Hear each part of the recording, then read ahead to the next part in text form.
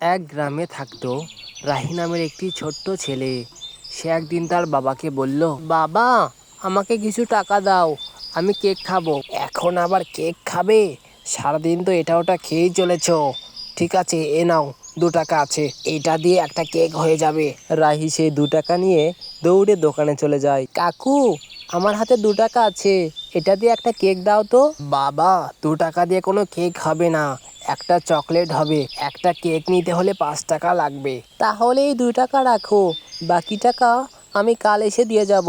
আমাকে একটা কেক দাও না গো প্লিজ। আচ্ছা ঠিক আছে, এত করে যখন বলছো, এই নাও একটা কেক, বাকি টাকাটা কাল দিয়ে এসো কিন্তু। রাহি দোকানদারের কাছে 3 টাকা ধার রেখে এবং 2 টাকা নগদ দিয়ে একটি কেক নিয়ে আসে।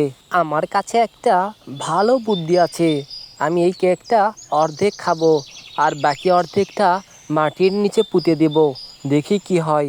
এই কথা বলে রাহি একটু পর বাড়ি চলে আসলো এবং তার 5 টাকা দামের কেক অর্ধেক খেতে শুরু করলো। অর্ধেকটা তো খেয়ে নিলাম, এবার এই বাকি অর্ধেকটা বাড়ির সামনে পুঁতে দেই। রাহি তাদের বাড়ির সামনেটা কোদাল দিয়ে ভালো করে খুঁড়তে লাগলো এবং সে তার কেকটা মাটির নিচে পুঁতে দিল। পরদিন সকালবেলা রাহি ঘুম থেকে উঠল এবং ঘুম থেকে উঠেই সে বাইরে চলে গেল। রাহি বাইরে এসে দেখলো সেখানে একটা আস্ত কেকের গাছ জন্মেছে। এটা দেখে সে নাচতে শুরু করলো। বাবা, বাইরে এসে দেখো, এখানে একটা আস্ত কেকের গাছ জন্মেছে।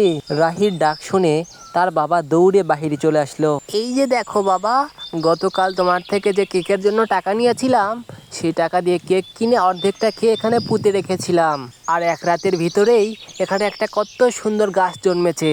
আরে বাহ, এটা তো সত্যি সত্যি কেকের গাছ জন্মেছে।